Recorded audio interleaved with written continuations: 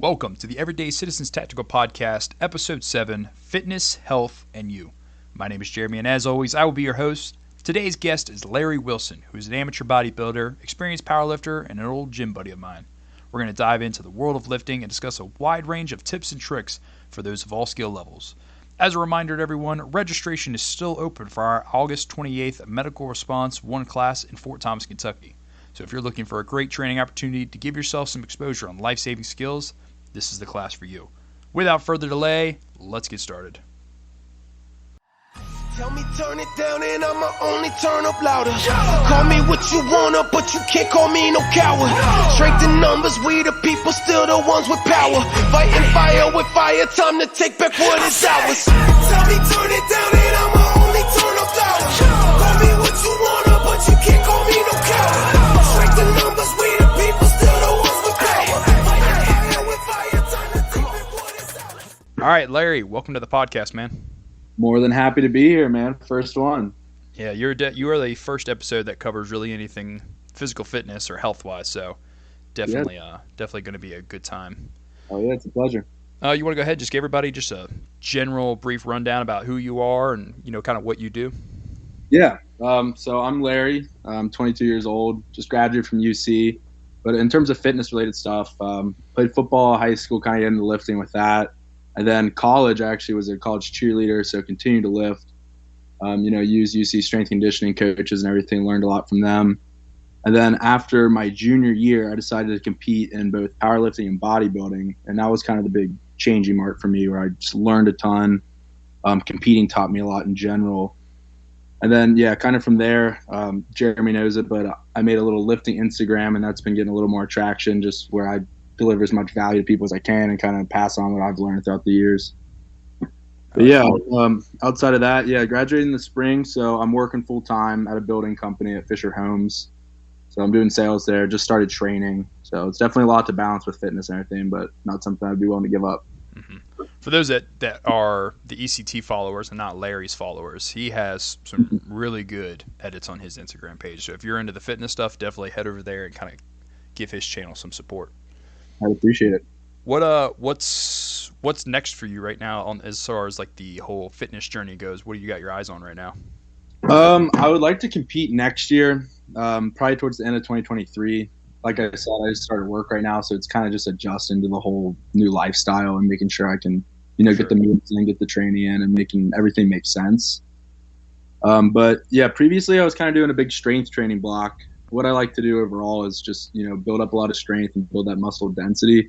And then I'll convert that over to more bodybuilding training. So, I can push a lot more reps and everything. If I was doing, 120 dumbbells on bench for 5, go through my strength training block, and I'm able to do them for 10, definitely going to be able to engage more muscle fibers and build kind of that. So I usually rotate a lot with training, but kind of more geared towards bodybuilding right now for sure.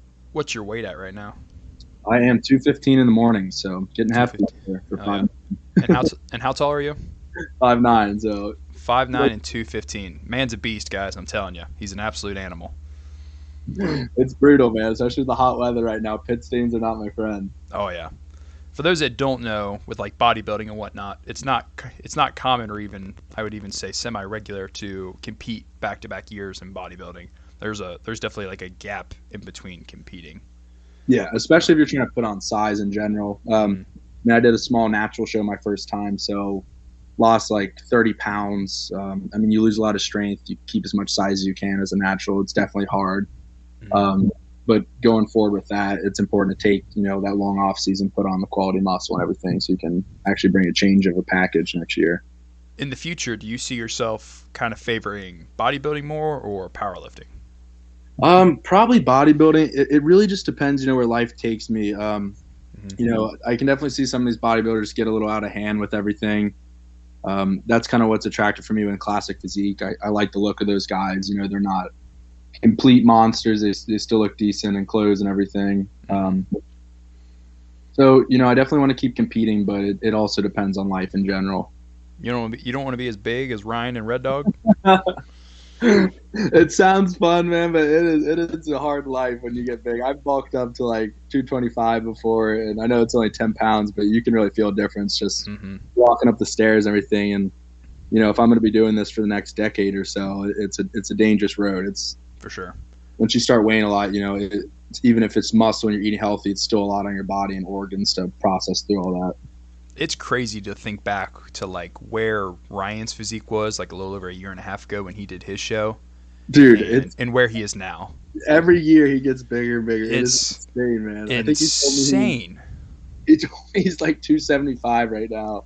That's just absolutely crazy. And he's Yeah. not 6'6" or baby. I think No. he's like 6'1", 6'2". I think he's 6 foot on the dot, man. Is he? He's not that much taller than me. But he's been doing a lot of powerlifting too. He's been doing a ton of power. He eats that stuff up. Yeah, which would be cool when I see him compete next time. Because there is a huge benefit of doing a little bit of both for each. Like overall in powerlifting, we're going to see more time between sets, lower volume overall. The sets are going to be geared towards more strength. So enter the 1 to 6 rep range for the most part. And building that strength up, you can carry it over to bodybuilding. Sure. Like I was telling you, pushing past your previous rep marks. If you're training volume, you're still going to get stronger overall, but it helps to specifically have a block for it. Yeah. I guess that which kind of leads us into our first topic we got lined up here, which is just kind of the differences between different routines or exercise methods between, just general lifting, HIIT exercises, powerlifting, and I think it's important to differentiate that from just general lifting. Yeah. If you just want to kind of give a general rundown on a few things that you're kind of educated on and the differences between them. Yeah, of course. So kind of like I was just kind of starting off on it anyway. Yeah, with powerlifting, like I said, you're going to see more time between your sets and lower volume overall than if you're doing more just lifting or bodybuilding in general. And the frequency and order of compounds too. You're going to be putting your compound movements first, just so you can put full effort for them. All your strength goes towards that rather than, in bodybuilding, you might pre-exhaust something before hitting the compound. And all your accessories are usually going to be geared towards the type of training you're doing. So if you're doing powerlifting, basically you're going to figure out what's going to help me improve my compound lifts. Whether that's, a supplemental lift, like if you're doing bench press, you want to do block bench press, or for sumo deadlift, a big one I used to do was box squats with that safety bar. For sure. Yeah, and really wide knees, that's going to build just about everything a sumo deadlift does. I have definitely noticed in the past, whether it was purposeful or it was, just unfortunate sequence of events, that there is a major difference in my strength for my compound lifts if I do them like halfway into my workout or towards the end, than versus if I do them in the beginning. Like if I go to the gym and I just can't get my compound lifts in because the gym's busy or whatever, and I'm forced to do it after 3 or 4 exercises, I mean, the difference is crazy if you're really working out and pushing yourself. Absolutely. Yeah, and kind of on the other side of that, the benefit of that may be, you're pumped up, you're doing more volume beforehand, so you're able to feel it a little more rather than just trying to push strength. Like, in the squat, you might be able to really isolate, feeling your quads, feeling your hamstrings, feeling your glutes, every little aspect of it. I know I'm guilty of that mindset. Like if I do back squats, I'm doing 5x5 back squats, and I'm like, oh, I'm pushing 425 for 5x5s. But if I go do like some goblet squats and some leg extensions and stuff like that first, then I go do my squats, it's not the same. Right. It's a constant battle, but kind of more into that, so like I was saying, if you're failing at the top of your bench press and you're training for powerlifting, your accessories are going to more look like, what's going to build my triceps the most so I don't fail at the top of that bench press. So you're going to more focus on like skull crushers, like a close grip Smith machine bench, something that's really going to build some mass and strength for your triceps, just so you can get stronger at that bench. So you're not really worried about, I'm trying to bring up my front delts, I'm trying to bring up, little details within your physique to make it look more balanced and symmetrical, and that overall you're going to do what is best to increase your strength on XYZ lift. Bench, squat, deadlift, basically. And then what would you say some of the biggest differences are between powerlifting and then just like your average weightlifter as far as routines go and stuff like that? Yeah, so like I said, compound lifts are going to go first. What do you mean by like average lifter? So like your guy that is not necessarily training for powerlifting, or he's not a bodybuilder. He's just a guy that goes to the gym for an hour, 4 days a week after work, and he's just kind of following a program he might have found online or a program that was given to him for free when he first signed up for the gym. Just kind of the differences between that, like someone that has a purpose in the gym and has a goal, and then a guy that just goes to the gym to stay, or a girl that stays just trying to stay generally fit. Yeah, I think the ones trying to stay generally fit, you have to do stuff that you like. What feels the best for you? What do you have the most fun doing? And what's shown you the most results so far? So many people have different injuries. Like a lot of people can't bench because they have shoulder injuries, so they might not even want to push that kind of realm. Or if they want to get more in shape, they'll focus on cardio. So it's really goal dependent. But I think overall, just anyone going into the gym, I guess they're going to be more focused on what they enjoy the most. More volume overall. One of the biggest mistakes I probably made when I was first starting out, just lifting for fun more so, was I would spend so much time just doing every exercise I could. I would just turn my head. I'd be like a lost squirrel. Turn my head, go to lat pull down, go over to the dips, just bounce around 5, 6 sets, 10, 15 reps. It would just be insane.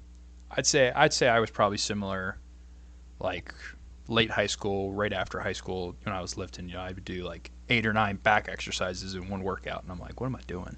Right, but that's kind of how we start to fall in love with it. I feel like you're just having fun there. You're not really thinking as deep into the science and what movement order do I need to do and what's the best way to bring up my bicep peak. You're just in there trying to get a sweat on, trying to have fun, and just start falling in love with it. And then as you get more experience, that's when you start researching, you dive in. I want to do powerlifting, I want to do bodybuilding, I want to start doing some HIIT, I need to lose some weight.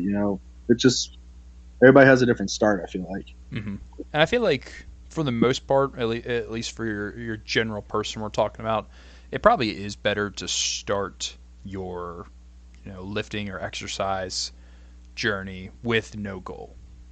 I agree. Because then you're a lot more open-minded and you get exposed to a lot more things. Right, and then you see what you enjoy the most, and then you shift your goal around what you enjoy the most. What do you spend the most time doing?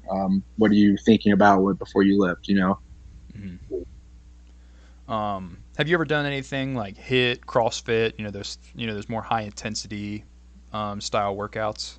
So when I was in my big fat loss phase for the show, I was doing some HIIT towards the end. I mean, just that high intensity interval training, right? So you're going to be doing lots of supersets, lots of body weight exercises, and overall just, higher intensity for shorter duration. It's really great for burning calories and getting in shape. I wouldn't say it's ideal for, maintaining and building as much muscle as possible, but the goal is to, shed fat, get in shape. And at the end of the day, cardiovascular shape is what's going to keep us alive the longest out of anything. It's the healthiest forms. So I definitely think HIIT has a huge place, more for just the general health phase. Most of the people that probably come here from your side are probably like bodybuilders or powerlifters, and most of the people that are here from our following are, military, first responders, the tactical civilians, things like that. Do you think there's a good correlation between those that lift like power lifters, but their cardiovascular side is more, more HIIT focused, or do you think that kind of contradicts each other too much? I don't think they necessarily contradict each other too much. It kind of just depends. If you're training for a powerlifting comp, you're not going to want to do too much cardio, especially if you're a lot of powerlifters try to keep as much weight as possible, because weight moves weight at the end of the day too. I feel like for more of your followers that might be listening to this, I think HIIT is fantastic because cardio is huge for you guys, and endurance, and really just probably higher volume training with little rest time and supersets and stuff, just to make you guys be able to go and withstand anything. But having that balance between doing a little bit of HIIT, a little bit of bodybuilding training, a little bit of powerlifting training is going to shift you and make you kind of full circle bulletproof, which I think would be great for everybody that listens on your end. And for me, I find that my powerlifting style lifts transfer over to my HIIT and cardiovascular side and my operational side a lot more, because I am by no means a powerlifter for everybody that's listening, but I lift like one. I like my 5x5s. I like my high intensity, low rep sets. I like lifting like that, but I feel like the explosiveness that comes from training like powerlifters do transfers over very well to HIIT, specifically for the guys that do different types of martial arts or things like that. There's an explosiveness that comes from both of those that I think comes together well. Yeah, how have you noticed, I guess in your training, the people that you train with outside of the gym, how has your training in the gym improved and altered that? Because you definitely have some firsthand experience with how it's impacted, I'm sure. Yeah. Are you talking about how has it affected my guys, or how does my lifting style affect everything I do outside of the gym? Your style affect everything you do outside the gym. Because what you do outside the gym, you also have, correct me if I'm wrong, but you have a number of guys that you're helping train as well. Yeah. So, that's not necessarily a hard question, but I'm trying to think of how to explain it, because I work out. So I have so many different workouts that I do that could even be within a single day. So it's kind of hard for me to narrow in and be like, this in the gym correlates or does not benefit this in a sense. Like if that makes sense. Like there are days like where I'll go on a conditioning hike with 50, 60, 70 pounds of gear with my guys, and we'll go hike the hills and the trails. And then after that, I'll go lift chest and tries. Oh, man. Or just, or there's days where I'll go do legs after that. Jesus Christ. And then you really feel the fatigue trying to do any compound lifts. Yeah, I mean, so I've always, for probably a good 3 or 4 years now, I've constantly put myself into this kind of method of just constant, I wouldn't even call it exhaustion, but constant like just pushing yourself. Exposure. Because my body isn't necessarily used to going to just the gym and just lifting weights. My body has no idea what we're doing first today. And that could be from, getting off a 24-hour shift at the firehouse, going straight to the gym on my way home, and then coming home and doing farm chores for 8 or 9 hours, or going to a training on a Saturday morning with my guys on the tactical side, and then going to the gym. And, so it's, and then even back when I was doing martial arts a lot more heavily, I would go to the gym. I mean, that in itself is a workout, That's a lot. Oh, I used to, there was a period of time where I actually questioned if I would stop lifting before I'd go to like a jiu-jitsu class, because I was so cooked. I liked it because I was exhausted, like when we got to sparring and stuff at the end and rolling and whatnot, because it really made me focus more on my technique and whatnot than it would me just trying to out strength everybody. So do you get worried about overtraining at all? How many days a week are you going to the gym right now? Right now, like 5, but that's only because I'm just so heavy on like the new homestead and farm chores since I just moved into this house. Yeah, no, 5's a ton. I'm only going 4 right now. Yeah, but on a normal basis, I'll go probably 6 days. I'll probably go 6 days a week. I'll lift 3 days, and then I'll take a rest day, and then I'll lift 3 days. But that rest day doesn't necessarily mean like it's a rest day. I could still be doing some sort of training, like on the tactical side. I could be doing chores. I could I don't know how to rest. I really don't, and that's not me being like arrogant or anything. It sounds like I don't know how to stop. Like if like last night, me and my girlfriend sat down on the couch because it was raining outside, and about 15 minutes into us sitting down watching a show, I'm like, what can I do that's productive right now? I can relate to that a ton. It doesn't always have to be physical, but I have to be doing something or else my mind just goes crazy.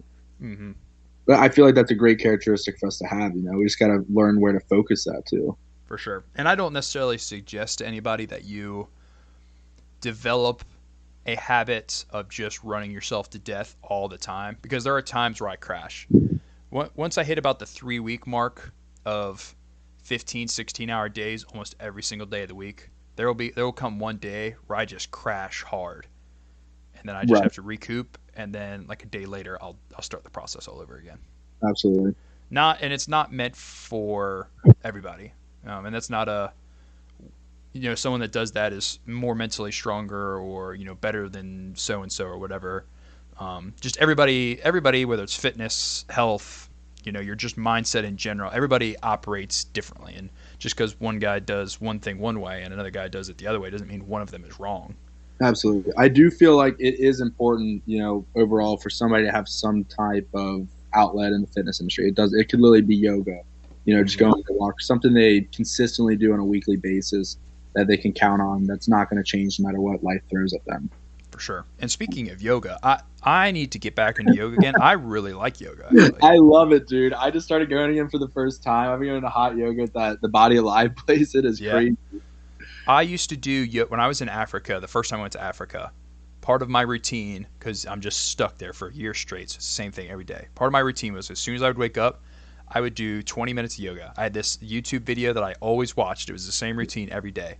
But I would set up a little mat, right outside my bunk, and I would do 20 minutes of yoga. And I felt really good. And then when I left Africa, it's kind of been a constant on and off thing. Like I do it for a week or two, and then I break the habit. I do it for a week or two, and I break the habit. It's really important, especially for the people that are lifting and continuing to push themselves. If you're not stretching constantly, the bigger you get, the less flexible you get.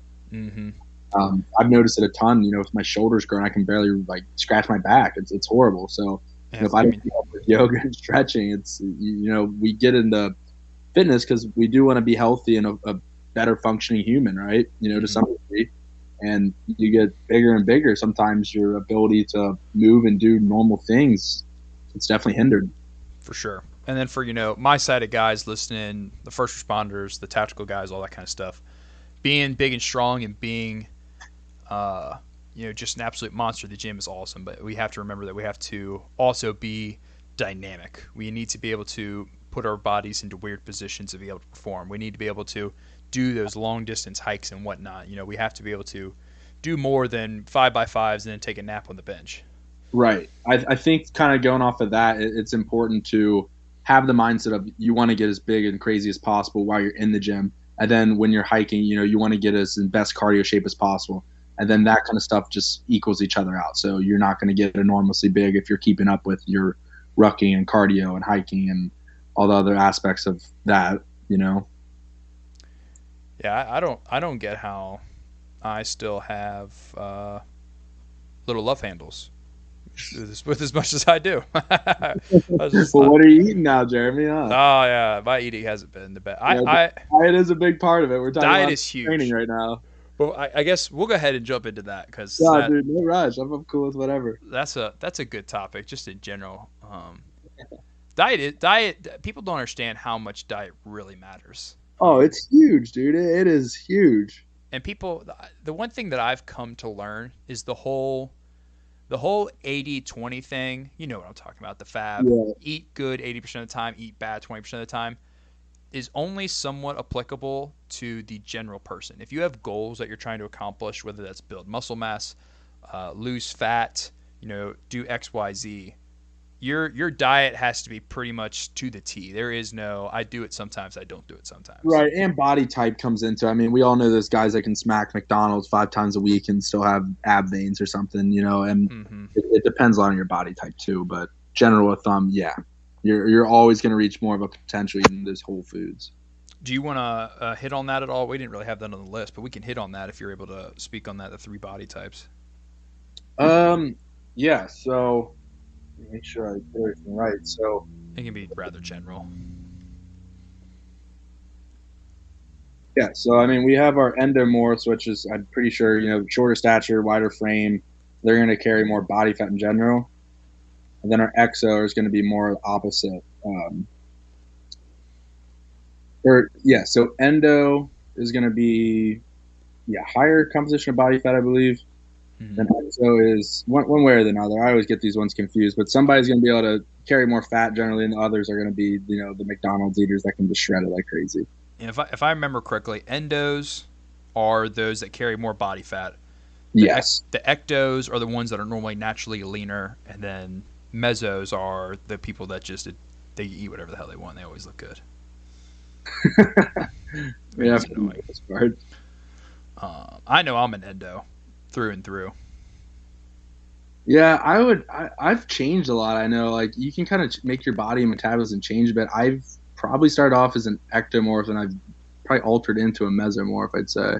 Mm-hmm. Yeah, no, if you look at your old pictures, you were definitely more of an ecto. Absolutely. And then now at this point, you're a meso, but there was definitely some endo there. 100%, and that's the hardest thing. I mean, an endomorph is really hard to lose the fat and get things going with that. Ecto, or vice versa, it's hard to put on weight. That was my biggest struggle when I was starting to get into the gym. I couldn't put on weight. I remember I would try to, in high school, I'd try to eat something every class period, and then I'd have lunch too. That's crazy. Something as small as like a peanut butter sandwich or maybe just, some almonds. And I wasn't tracking calories. I was just like, eat as much as possible of whole foods. I've always known, whole foods are going to be best for you. Mm-hmm. So that's kind of what forced me to that. And then that got me, a little bit overweight and more on the bulky side. And that's when I dove more into actual, nutrition knowledge and carb cycling and tracking calories and everything to that degree. If I breathe, I gain weight. But well, I want to making this homemade bread and stuff. I see. I do like me some homemade bread. Yeah, that is the balance between trying to be like a good old Southern boy and do my home cooking, and then trying to manage my diet at the same time. There is a balance that I have yet to figure out. Oh, dude, and I mean, you could probably be strategic with your placing. Like if you're going on a big hike and you're also going to the gym that day, you could probably get away with some banana bread. You're going to be super low on calories because you're burning so much off. And then a day, when you have a little more chill day, you're just working out, maybe eat leaner. That's kind of what I mean with carb cycling. So for me, I'll have like a high day on my training days where I'll, keep protein and fats the same, but I'll bump up carbs, especially post training. And, that's basically self-explanatory. I'm going to use those carbs for energy. So I'm working out that day, so I need more energy. And then on the off days, I'll do more of a low calorie day where I'll cut the carbs, 50, 100 grams, maybe lower the fat 10 grams and just leaner overall, get a little hungrier. I'm not using as much because I'm not working out and burning those extra calories, and I don't need the extra energy to fuel it. And then kind of going on top of that is the next step would be like a refeed day or a even higher calorie day. And I'll usually throw those on whatever my legging muscle group is. So right now it's legs for sure. So after a leg day, that's when I'll throw like a free meal on. I'll have like 100 more carbs in my training days. That'll stay still the same, just pushing the more calories. Mm-hmm. And that's, like I said, I try to center most of my carbs pre and post workout because we're able to put those more towards the muscle, especially, the whole anabolic window crap is a little BS, like 30 minutes after, but your body is pretty primed after a workout to, muscle or like muscle partitioning and everything, when you're eating, be able to send a little more to the right areas, I feel like. So that's when I'll kind of have my bigger calorie, fattier meals post-workout. Do you think it's more important? What do you think is more important? What you eat before a workout or what you eat after a workout? Probably before, because it's really important. You don't want to do something that's going to bloat you or be hard to digest. You need to find, I'll try to have lower fats in general pre-workout. Fats digest a little slower.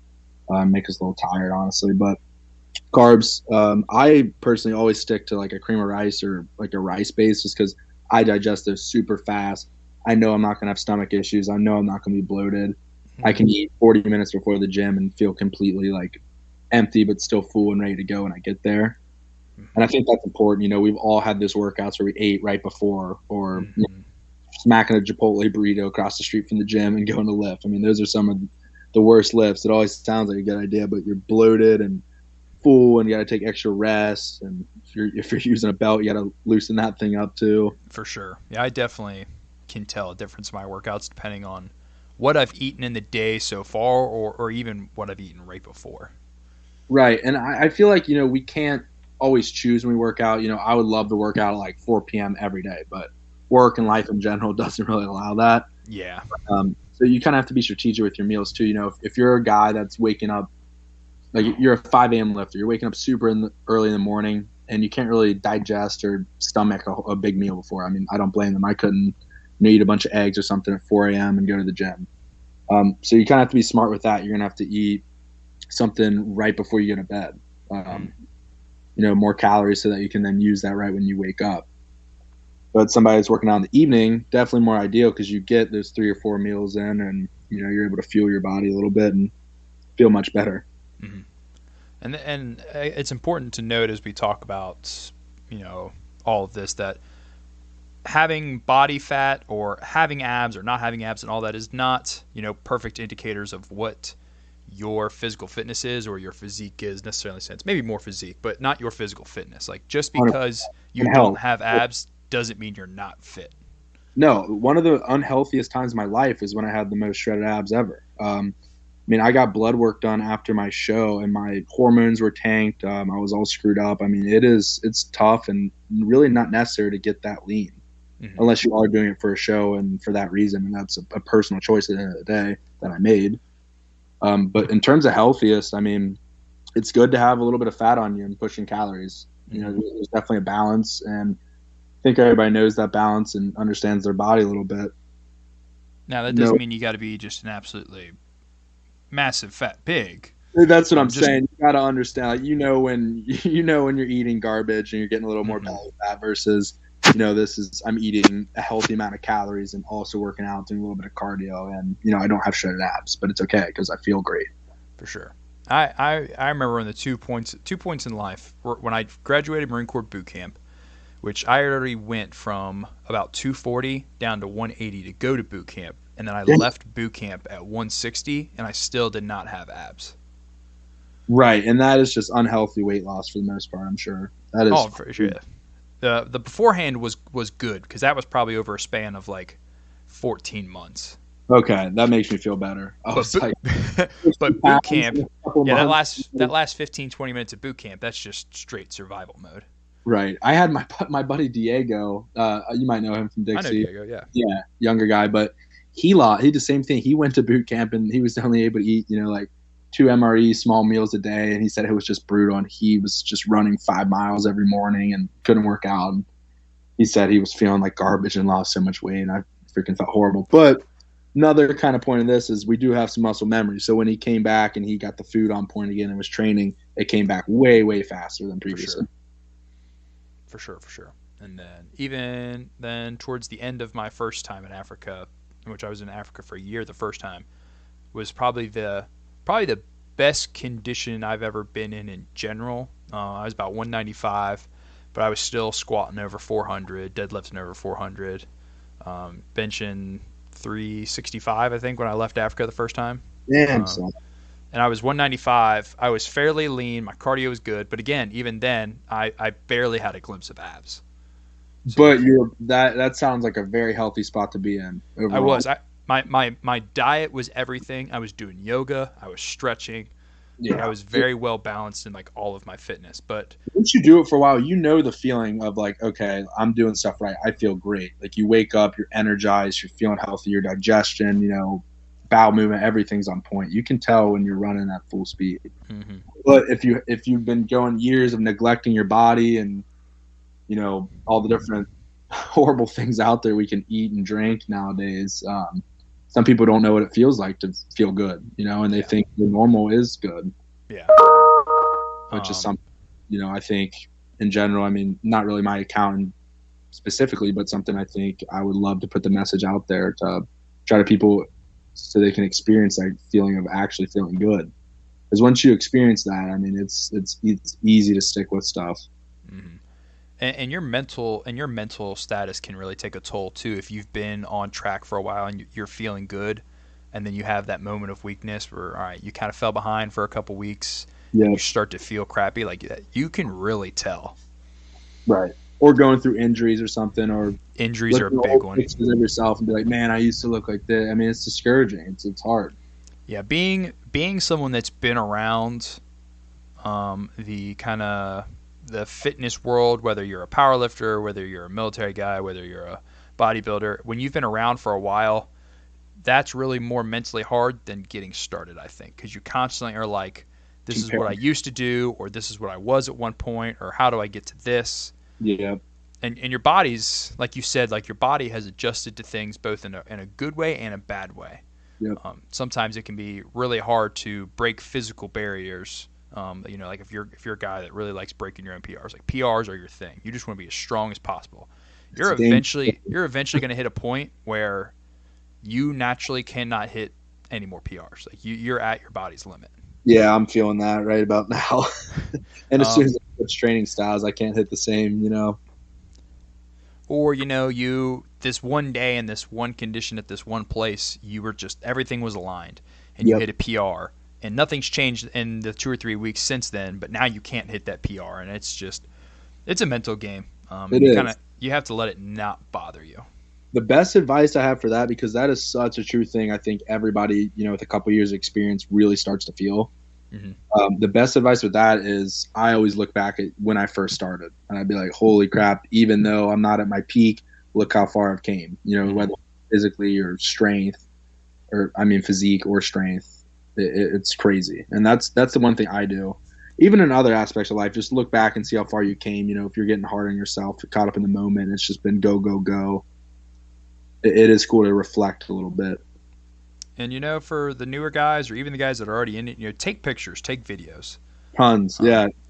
People make fun of people that take pictures or take videos. Like, oh, look at this guy taking pictures of himself. But go ahead. That helps you so much in the long run, whether it's just result comparison, motivation, like anything like that. Who cares what somebody thinks? Take pictures. Yeah, take and videos. It's hard. It's so much harder when you're starting out and you don't have people supporting you, and they're just like, dude, what are you doing? Or especially if you're posting them, if you're keeping yourself, it's one thing, but if you end up trying to post them or doing anything fitness related content, it's really hard to get started, honestly. I remember I made mine in high school, and I actually deleted it when I came freshman year of college, because I was just like meeting new people, and they would just be looking me up and giving me shit. I was like, dude, I can't do this, trying to meet new friends and stuff, and gave up on it a little bit, and it threw me off track a lot in fitness, and I didn't take as many pictures for those 2 years, which I really regret. Who knows, what type of growth I could have had on socials too if I stuck with it. The biggest thing that I really like is looking back on videos, specifically for my form. Looking back at like when I used to deadlift hard. Like if I look at videos of me deadlifting from 2018, and then I look at videos of me deadlifting from 2020, 2021 before I hurt my back, I'm like, wow, the difference in my form is insane. It's cool. It is really cool. And it doesn't have to be in lifting, if like we were talking about yoga before, if you're into yoga, look at your form when you first started, but form now. Finding another way you can progress in life other than work related stuff is a really cool outlet to have. And you know what? It's fun. Putting a little bit of music over a cool PR video, and if that's what it's cool to kind of boast your own ego a little bit sometimes, and just have some self confidence. You have to be proud of what you're doing. And if you're in a good environment, whether it's on social media or that's in a gym, the people around you will be supportive. They're gonna be, oh, dude, that's awesome. Look at that. Oh, that's a sick edit, man. Or you're looking really good. Like, you want to surround yourself with positive influence. That's a good point. There are so many gyms and people to follow and friends to have. Don't be afraid to leave a situation, leave a gym if you're not finding that type of support, because it is out there different places. You just have to find it. Or create it, change the whole atmosphere where you're at in your friend group, or, change your gym atmosphere, whatever it takes. If you're more confident in that, you can definitely change a whole area. For sure. Like Dixie, I really like Dixie's environment. 100%, dude. Everybody there's supportive. Everybody, it's at times they keep to themselves, get their stuff done. It's a way people I don't think they have to feel like they're being judged ever, and they can really be themselves. But at the same time, go certain hours a day, everybody's screaming and hyping you up, and it's crazy. Yeah, for sure.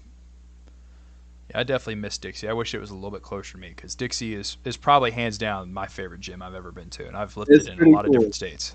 It's pretty cool, and it's the funny thing, because it's underneath an old bowling alley. We don't even have a sink. We don't even have a working faucet for filling up our water bottles. It's crazy. And all of the equipment in there, it isn't brand new, it isn't state of the art, but there was just something about that place. Dude, it just hits different. It does. The old equipment will change you. I told you a week or so ago. I went back to Crunch, just trying to find a gym, and I was disgusted just immediately. I was like, this is horrible. The thing that really got me going at first, I was like, this equipment just feels horrible. Yeah, and it's slippery. A lot of the commercial gyms are so slippery, man. If you're on the benches trying to get set up and really dig into good form and get your lats tight and everything, man, I slip and slide all over the place, and I can't be doing that with a lot of weight on the bar. It's dangerous. That's exactly what happened to me, because me and my girlfriend went and we were doing chest together, and I felt like I was literally teeter-tottering back and forth trying to bench, and I was still doing too. Yeah, I was still doing warm-ups at 225, and I was like, I'm going to hurt myself because I'm going to fall off one of the sides of this bench. Right, dude, right. And it's crazy. And, half the time you're not allowed having chalk or anything in there. So there's a lot of restrictions. But, that's not bashing commercial gyms. Definitely No, some around here. there are good commercial gyms, for sure. And a certain brand, or business of gyms, one may be better than the other. Like the location may vary heavily different, and who manages those gyms will make a big difference into all 100%. that. 100%. Because, and also the environment in general, like we said, the people can really change their environment. So just because, one crunch is horrible environment and not very fun to go to, another one might be awesome for you, super encouraging and everything else. For all the local people listening, the Newport Crunch is 1,000 times better than the Florence Crunch. Yeah, I would agree with that. I used to train at the Newport Crunch a lot, like off and on with Dixie, and I loved it. It just gets crowded. I mean, that's my only complaint. It gets crowded. Yeah, if I gotta wait more than 45 minutes for a piece of equipment, I get pretty frustrated. Woo. Yeah, I mean, you can get a workout done in 45 minutes. Mm-hmm. Especially when it's like one person that's using that equipment. Yep. For everybody listening, I promise you don't need 45 minutes to bench. Nope. You don't. Time is so freaking precious, man. You can't stand it waiting around for something at the rack. I mean, it's. Now, if you're in a private gym and you and 2 or 3 buddies are doing, some sort of training specifically for like a bench comp you got coming up or something like that, like that's understandable. But if you're in a public gym, you don't need 45 minutes bench. Right. I mean, there's always situations that make sense. And at the same time, it only takes a couple words to ask if you can hop in with them or something. Most people are pretty cool. Mm-hmm. Which kind of, I guess, that goes into one of the points you were going to talk about is gym etiquette. What are some of the big gym etiquette's unspoken rules that you think are most important for really just anybody? Definitely rack the weights. Rack your damn weights. First one that comes to my head for sure. Other than that, I mean, so try to be clean. If you're sweating like crazy, maybe clean it up a little bit. Definitely, it's easy to get away with at Dixie, but it's something I've been trying to work on with how hot it gets in there right now. Mm-hmm. I would say be positive. A lot of people come in the gym as more of a dark place, or sometimes they're battling their demons or whatever's going on. It never hurts to talk to people. I mean, some people just want to throw the headphones in and keep to themselves, and that's fine sometimes. But just look friendly, be nice. And if you do have the time and somebody needs help, you might be changing their entire life, man. Like you go in there and show them how to do things, give them 10 minutes of the day, and give them a couple tips on how to train and a couple diet tips. I mean, they might take that and run with it and research and completely get obsessed in some aspect of fitness. I mean, you never know. For sure. Yeah, especially if you're a guy that's been lifting around for a while and, like that newer guy, that younger guy asks you to spot him. You notice something, you're like, hey, man, I noticed this. You should try doing this with your feet instead of this. Like, as long as you do it in a good manner and you're positive about it and you're not, like, demeaning them, a lot of those guys will really, really be appreciative and kind of be like, oh, that was cool. Like, that guy gave me some advice. Like, that was pretty neat. And then they go on and they do the same thing for newer guys in the future. Yep. It's a cycle. And that's the whole point, man. I think that is something that definitely needs to be talked about in this little section right there. I'd say probably one of the biggest unspoken gym etiquette rules that I think needs to be emphasized more is being space cognizant. Because there are some we're talking about. There are some people that use either entirely too much space or entirely too much equipment at once. Supersets are cool. I think they're very important for different aspects. But supersets are normally 2 exercises back to back, maybe 3 if it doesn't require a lot of equipment. Your superset is not 6 different exercises using 4 pieces of equipment. Yeah, and that's not going to be a useful training method at all either. No. Your supersets is just two movements going on, and you could do a giant set if you really want to and have 3 going on. But I mean, that's pushing it. I mean, you need a reason. Or if you're doing HIIT, you can superset a lot of body weight stuff, but that's space cognitive too. Mm-hmm. And, I think it's less of, not that it's not necessarily beneficial or not beneficial for you too, but it's respectful, specifically in the public gyms where, everybody is trying to get a workout in and everybody only has so much time in the gym. And if you're utilizing multiple pieces of equipment for a really extended period of time because you're just alternating between pieces of equipment constantly, that's not fair to everybody else because everybody else pays the membership just like you do. How do you feel about music? I know some gyms let you plug in, and some people have their own music going.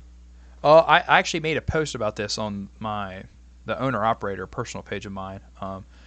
I like music. I like my music loud as absolute hell. However, when I play on the stereo, I try to be somewhat cognizant of that because I know there are some people who do want to listen to their own music in their own headphones, and if I'm playing the speaker louder than your headphones in your ears, that's a problem. Yeah, especially with the music you play too. We're freaking screaming. Oh, I love it. And you kind of got to read the room. There's a time and place. There's a time and place. If it's you and 3 other dudes who are there to just absolutely sling weight, and that's the time to just go bonkers in the gym. But if it's you and like a fitness mom, and then this other guy that's just getting in the gym and whatnot, you blaring metal in the gym and just running around like an animal is not necessarily always the best environment, and it's not necessarily a welcoming environment to other people. So be cognizant. And another thing is, at least when I'm playing on the loudspeaker, I read the room. Play music that you think everybody might enjoy. The number one thing I hate is when people play some dumb mumble rap crap. I'm like wanting to just blow my brains out while I'm trying to lift.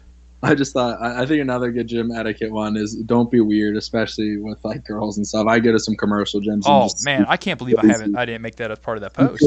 Some crazy stuff go on. I mean, it's not a place to hit on somebody. Like, you're coming there to focus, and if you're doing a tip that you think somebody is open to a tip, or like you said, you're spotting somebody, that's one thing. But going around and just starting some BS conversation does nothing but usually piss people off. So this is a good talking point we could probably discuss, because I've noticed on social media for both guys and girls, it is almost perfectly split 50-50 between people that say you should approach them in the gym and people say you shouldn't approach them in the gym. Right. I've seen a lot of like female fitness social media where they're like, "Oh, why isn't my crush come hit on me yet?" That's just for the views, man. That's gotta be, because I'm like, it has to be your crush, and like they might have one crush out of the hundreds of people that go to the gym. So people see that, and if they're not the crush, then she's gonna go complain about it. So I don't know. It definitely it's a fine line to walk. Yeah, I think you have to have a reason to say something. Like it's one thing if you like follow each other on social media and you're noticing. You have something in common and then you want to go talk. That's one thing. But if it's like completely random, not training related, that's a whole nother ball game. And if anything, it should at least be, look at us, we're out here giving dating advice now. Well, I'm single, so I'm probably not the best out here. If you do, in my opinion, if you have intentions of hitting on your gym crush, whether you're a guy or a girl, the first time you talk to that individual should not be you hitting on them. Or probably at the gym either. Or, I mean, if the only place you see them is the gym, maybe.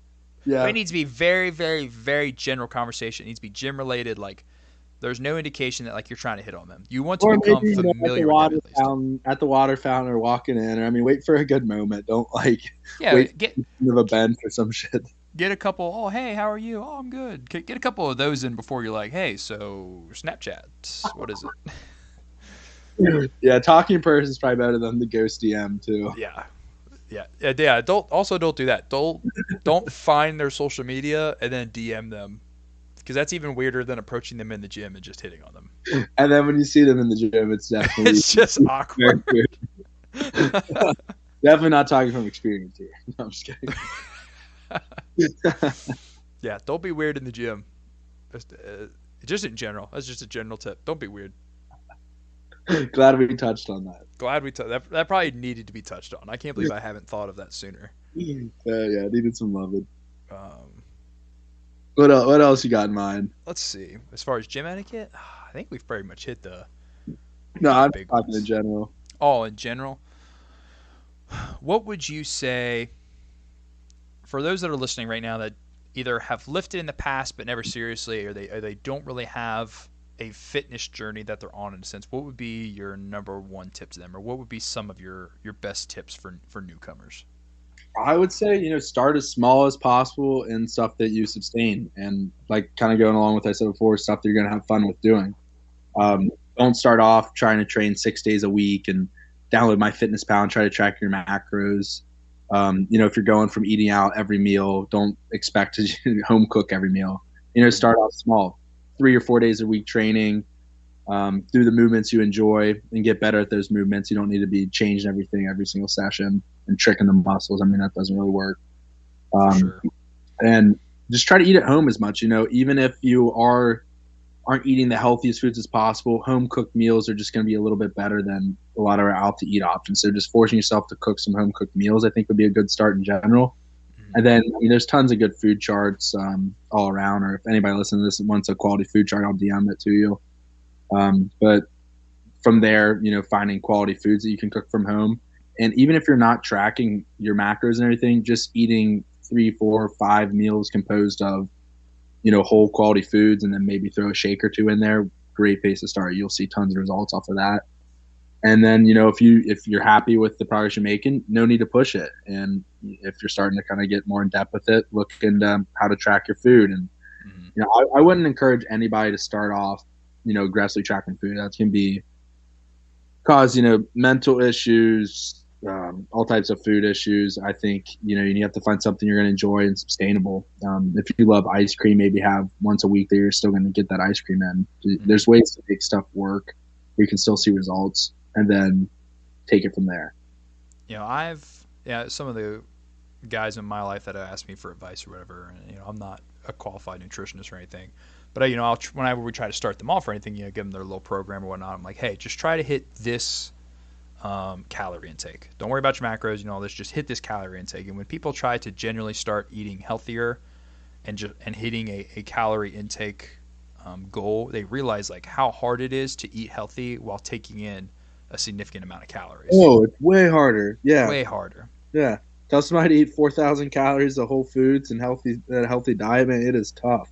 I've even had to try to get guys to eat like 2,500 calories in healthy foods, and they can't. They can't. And that's what I was talking about. You have to build your going from me starting off as an ecto, maybe moving to a meso.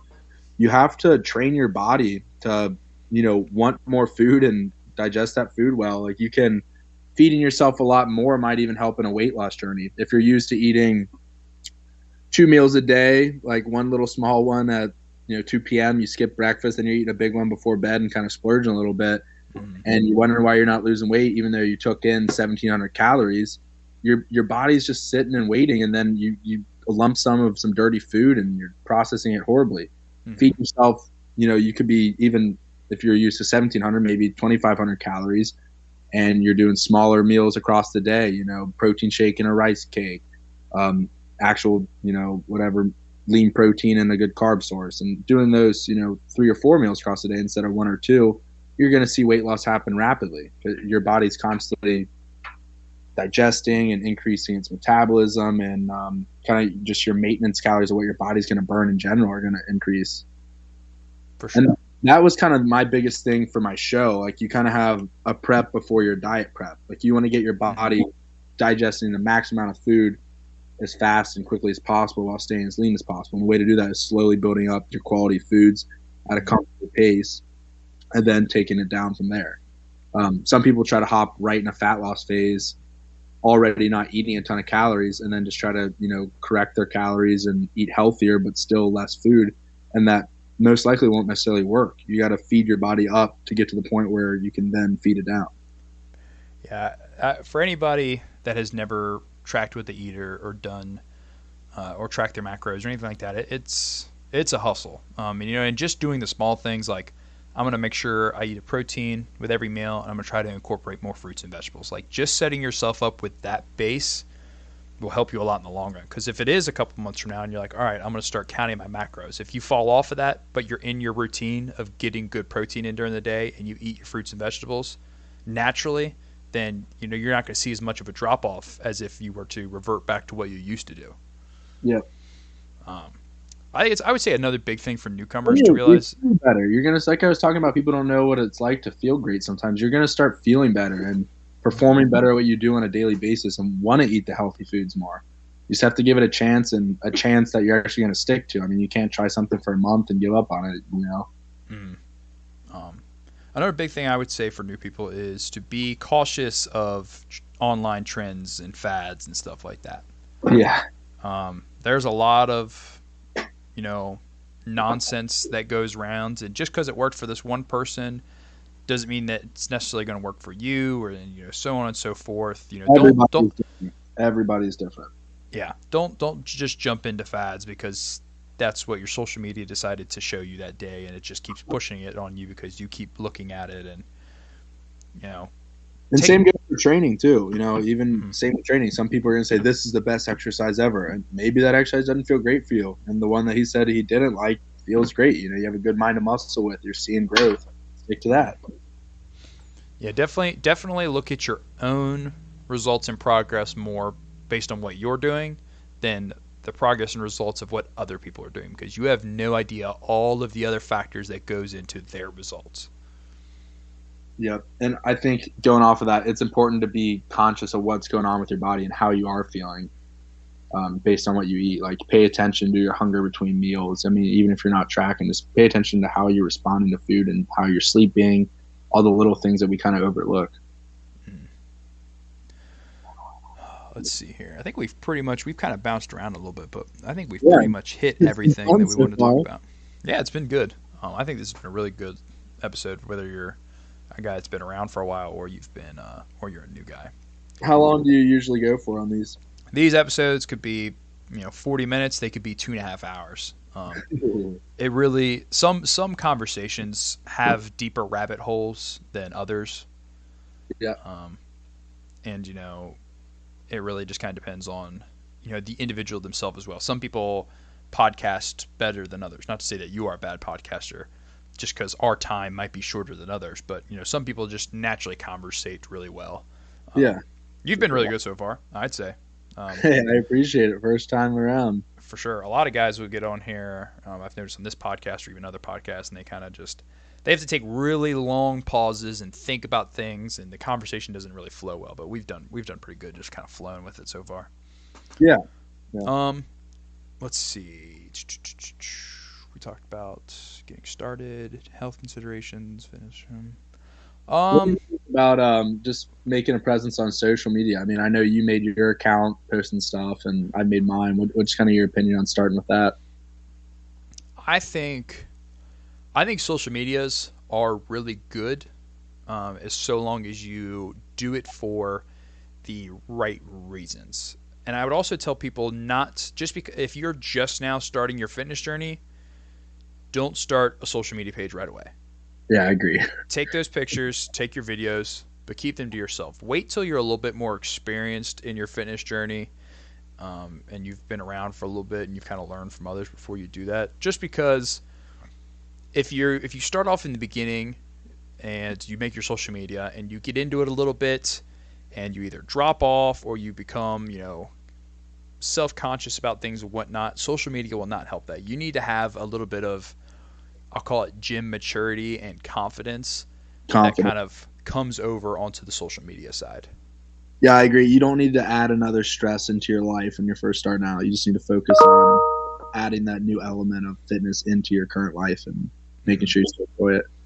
And I think loving it, then once you're loving and learning, then go ahead and, if it's something you want to do.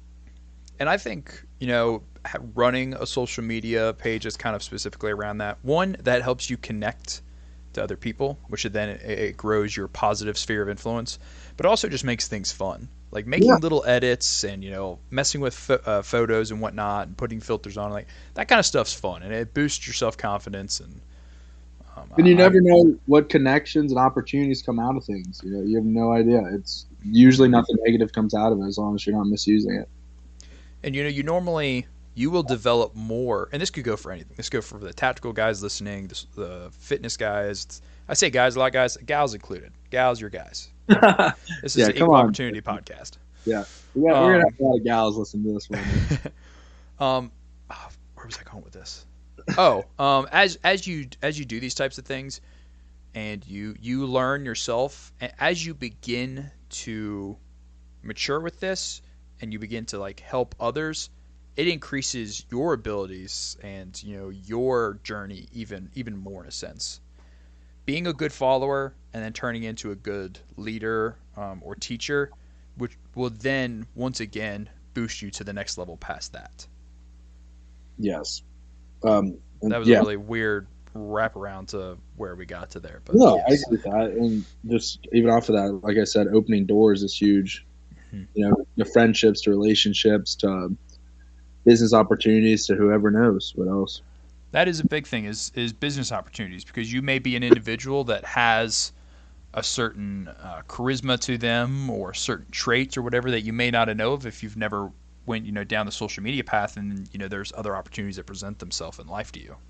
Right, and with the current world, I mean, it's technology is just taken over, so it really doesn't hurt to have somewhat of an online presence, even if it's not something huge. Unless you're like us and you just get banned all the time. Yeah. Yeah. How's your battle been with that? Oh man, it's Constant. It's a constant battle. And I purposely don't post anything too crazy or anything. Like, I try to keep it purely educational based, and it doesn't really matter. You fall into an algorithm and you're just kind of continuously targeted. What all platforms are you using right now? We're on Instagram, Facebook, which I don't really use. I'm not as active on the Facebook as I am the Instagram, just because the interaction isn't there. Mm-hmm. And then YouTube is really one of our bigger ones. Instagram's probably the biggest now that we're back on there and we're starting to grow back again. But YouTube's been the only one that really hasn't given us any troubles yet. I've heard YouTube's pretty chill. YouTube is pretty chill. They have rules, but they don't really enforce the rules a lot. That's the best way to. I know, speaking from a monetary zone, I think once you have 1,000 views, you can start getting paid, or 1,000 subscribers. Yeah, if I remember correctly, it was something like that, and you're not really making much of anything. No, but at least in the beginning. But as you grow, yeah, the opportunity is there a lot more. I've noticed that the connection to things, the connections you make through that kind of stuff, is better sometimes than Instagram or anything like that, depending on the market that you're in. Yeah, I thought about making YouTube, but I don't really have that type of scenery going on. I feel like where I need to. Yeah, because with YouTube, people like businesses or other influencer stuff, I feel like they reach out to you more through your YouTube content than your Instagram or Facebook content. Really? Yeah, just because there's a different essence to YouTube. You can bullcrap your way through social media posts and writing and copy and paste and all that kind of stuff. But when you see someone make a YouTube video, you see what they really are and what they really know. True that. And I guess podcast is pretty cool too. A way for you to speak your mind a bit. Podcast is a big one. You gotta be careful because they will. What's up? How long have you been doing these for? The podcast? Yeah. Let's see, we started the podcast. I think our first episode was in the middle of April, beginning of May. And I had contemplated doing a podcast for the business for a while, but after we all took the really big ban hammer on Instagram in March, and a ton of firearms and self-defense and fitness pages were targeted that had anything controversial to say, period. I was kind of I need to expand where my voice can be heard in a sense. So that's when I decided to do the podcast. Yeah, absolutely. Here, go ahead. It's a lot of work though. YouTube is specifically a lot of work. There's coming up with ideas to post consistently, because the way the algorithms and whatnot work with social media, but also YouTube, is the more there's a golden line. The more frequently you put out content, the more likely that platform is to boost your content and show it to non-followers. But if you post too often, then they kind of push you back down. I think that's a general with a lot of different platforms. And YouTube is the same way. If you make consistent content, you get better viewings. But I noticed right now where if I look back to the end of 2021, where I was pushing out one video every day of the week, the same day of the week, almost the exact same time, my view counts were a lot higher. But then when it kind of started becoming spotty, I did a video this day, and then 4 days later, and then 8 days later, and it kind of became inconsistent, the viewings dropped.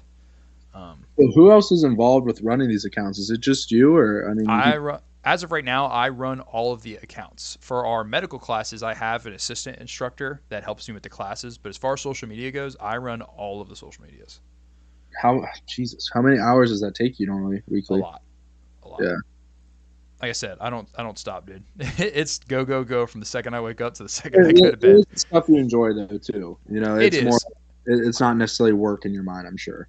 No, not really. It is frustrating sometimes trying to think of content to come up with Of because you course, have to, even I struggle with that. because you can't always just post like fun stuff. I very much like posting educational content, but at the same time, I like to try to make sure that it's presented well, and it's not just like jumbling nonsense. Whether that's Instagram or that's YouTube. Right. I think being able to give some value is going to help continue to grow your account a ton. Because, I mean, that's really your target audience, people that are trying to learn. Mm-hmm. And back when, in March, like, when we lost all of our social media, I realized how much I enjoyed making content when I could no longer make content. Yeah, what was that like? How long was that period for? Let's see. I was off social media for like, I'd say probably close to a full month, which sucked because we got banned off social media like 36 hours before the drop of one of our new medical products, which absolutely killed pre-orders. Like, I mean, it died, which was really like hard, like mentally, because I was like, son of a bitch. Like, I put all this work into this, months of advertising and hyping all this stuff up, and now everybody lost all contact with me because all my social media was gone.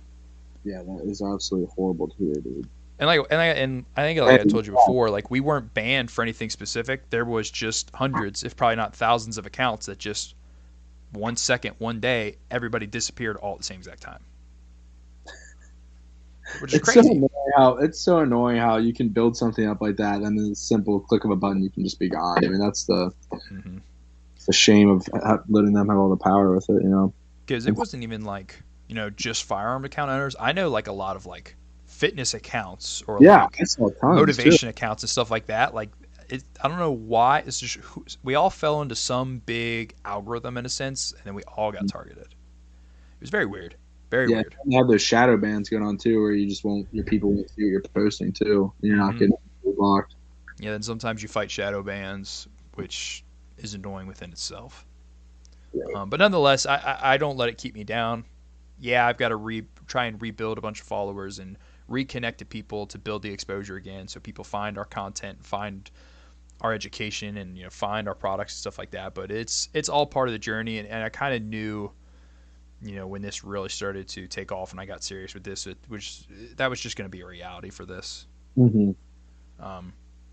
You're growing at a fast rate again. It looks like it's back up to like almost 2,000 or something, right? Yeah, the business account is back up to almost 2,000, which we had just crossed the 2,000 mark for the business before the ban.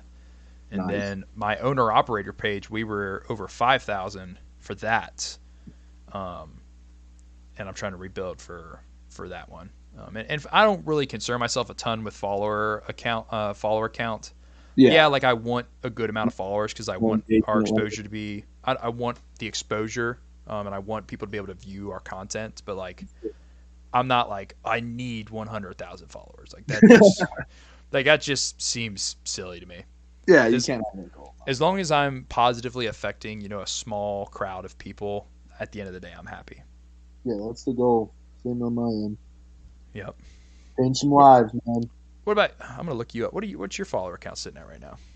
I think I'm at like 9,100 or something. Your account should be way bigger than it is. You think so? I think so. I mean, you're at 9,000 followers, which, if I remember correctly, back in like the spring, you were not that high.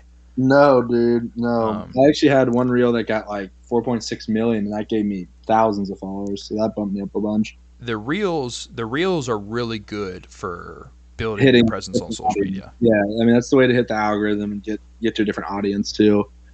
It's a lot to keep up with. I don't know, and then different times of day too. I mean, I noticed at like 11 a.m. or 10 a.m. most weekdays is going to hit it the best if you're doing a reel. For sure. But you can like technically you can get with that stuff. But like looking at your content from like when your show was back. Was your show in December? Was it December? October. Okay. So back at the fall, if you look at your content before that and you look at your content since your show, it's changed a ton. It's Yeah. very much improved, which is big for social media. Absolutely. Yeah. Getting a camera and high quality stuff was definitely a smart move on my end. Yeah, I think just consistency and also utilizing the Reels feature was probably the biggest thing. 'Cause you have a couple ones that hit. I have a couple that have gone over 100K, and anytime they do that, you're gonna just go off to a new audience, and then they're gonna click on your profile and see your content. If they like it, they follow it. That's kind of how that works. But if you're just posting straight up pictures, it's kind of directed mostly just to your followers, and it kind of just spread by mouth, which is hard and slow. I know I'm going to be investing a little bit of money into like the audio equipment for our YouTube videos. Because I record all of our YouTube videos actually on my iPhone right now, which has a very high quality camera. Oh yeah. But the audio portion is the part that normally falls behind the curve. So I want to try and get something that's going to be a little bit more clear, kind of eliminate those background noises and those kind of like those hisses and hums that you kind of hear in videos sometimes. Yes.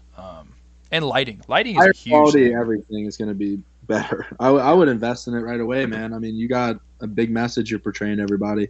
Yeah. It all comes down to it all kind of comes down to funds and money at the same time, though. Yes. I've done a fairly good job for the most part of making sure that I don't go into debt to fund the business. Of course. If that means delaying a certain project or a certain thing that may boost my content quality, then that kind of is what it is. Because I'm not at the point where I'm making a ton of money or getting orders for products every single day. So it's all a process. It's a building process. Yeah. What are all the products you're offering? So right now, our most popular one is probably our patches, like our morale patches, the Minuteman patches. But my favorite of our products we're selling right now is the trauma IFAKs. So we have these IFAKs that we partnered with North American Rescue for. Nice. For those of Larry's followers that don't know that, North American Rescue is like one of the biggest medical gear producers in the country. They make all the medical gear for the military, EMS, like all like the tactical stuff, things that you treat massive injuries with. We partnered with them and created an IFAK that comes, compact, but is purpose built. It is made to treat all 5 steps of March, which March is a algorithm for treating casualties during like a traumatic injury. That was probably my favorite right now. We did have another one, which was kind of like a general first aid kit type thing. I was going to say, I thought you guys had some emergency kits like that. We did, and that one has a top seller. I mean, that's pretty useful. I haven't really talked about this on the social media a bunch, but the producer that made our kits, we went with like a small business guy, a guy that didn't have this big company or whatever, because we were like, all right, we're going to support a small business or whatever to make these pouches. He completely dropped the ball on it. I'll be very honest. Long story made short, he went through multiple phases of creating a prototype. We finally got to a prototype that I liked. We agreed on it, wrote up a contract moving forward, agreed to a price.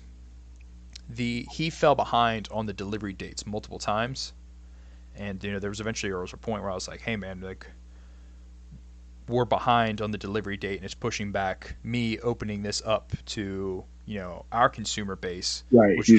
Which was before I lost my social media. Yeah.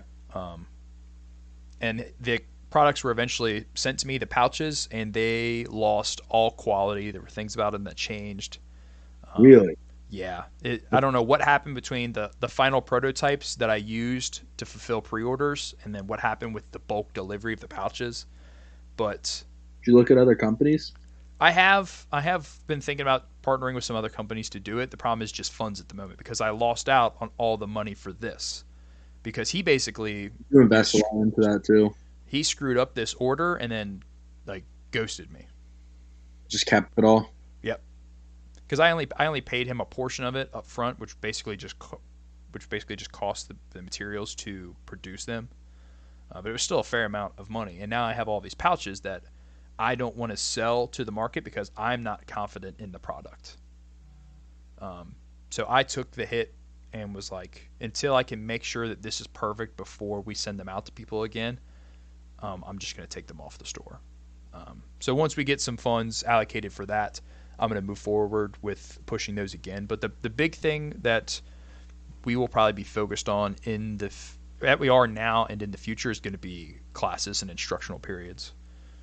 Okay. I would say that's pretty smart too, especially locally. Which is kind of hard right now, just with the way the economy is, because some people can't, justify spending the money to, take a training class or something, even if it is fairly affordable, which I think our classes are. I was going to say, I every time I looked at anything you offer, it's very affordable. It just needs to bring supplies, right?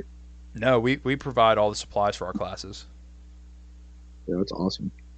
What classes do you offer? If you want to talk a little bit about that for people. Yeah, right now, the big one that we're doing is our Medical Response 1 class, which is a class designed for both professionals and civilians, and it basically gives you a really wide span of both like mental knowledge and physical skills to treat injuries in patients, from boo-boo stuff and like wilderness injuries all the way to like different types of levels of trauma. And we do a ton of hands-on stuff with that. We have a ton of equipment that we've invested into this. But right now, what killed us was just losing the exposure in March. Like I said, I'm still down 5,000 or 6,000 followers worth of exposure. Right, but it's on its way back, man. It's on its way back. It's past that here soon. Yeah, it's a process. We have another class coming up in September. Is it September? Is it September or August? I should know this off the top of my head when my next class is. We need to get again, man. Say what? I said me and you need to go shooting again. I loved learning from you that day. Yeah, when me and Jack went. Yeah, that was fun. Our next class for the medical response is August 28th, which is a Sunday, and it's here in Northern Kentucky. It's in Fort Thomas. Nice. But yeah, for sure. I definitely want to get Jack on for an episode at some point in time too, and just kind of hit some different topics, because Jack's really knowledgeable as well. For sure. Yeah, I mean, we spent countless years doing this stuff, so happy to share. Is there any kind of closing remarks that you want to hit on? Any advice to anybody? You think we hit it all? Yeah, really, just for those starting out, start small and have fun with it before you start getting overwhelmed and trying to get super sciencey and specific with stuff. I think is a great way to start. And then, as you grow into it, don't be afraid to ask questions and gain confidence and research stuff. I mean, you can go on the internet and YouTube and books out there and learn so much more than you might see on, just average social media. And then even in addition to that, using social media, you can learn a ton as well. So there's really not a ton of excuses not to learn a little bit about this. For sure. And please, my followers, Larry's information, like his social media and whatnot, will be in the description of this video. Reach out to him, give him some support, give him a follow. If you got questions, shoot him his way, or when we do our open questions on our stories, if you have questions about fitness stuff, I may ask Larry, whatever it may be. Don't be afraid to reach out to him. He's a friendly guy. Yep, please do. I love it. All right, buddy. This has been a pleasure. Do you want to give any? I normally at the end of these podcasts, I like to open it up for shout outs. Is there any shout outs you want to give?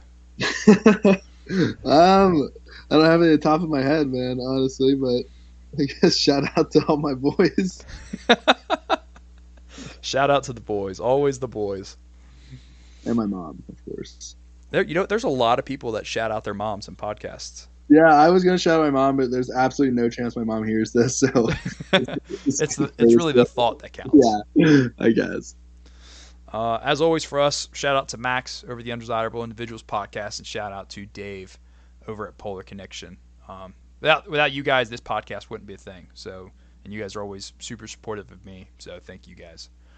One thing I will shout out for everybody is Archangel Tactical Medicine. He is putting on an event, or I guess I should say he's hosting an event for, let me go back and look at it, for Deliver Fund, which is an organization that is aimed at stopping human trafficking and sex trafficking and stuff like that. They are holding a range day, kind of a day of education and whatnot in Ohio, just outside Cleveland in October.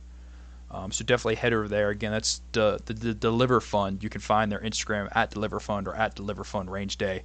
Go give them some support. Give them a follow. Make a donation if you can, and kind of read up on them. They're trying to make a difference as far as the whole human trafficking thing goes. So definitely go support the cause for that. Absolutely.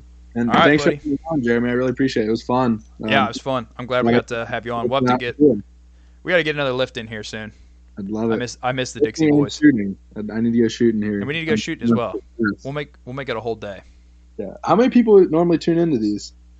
It kind of varies because it's across multiple platforms.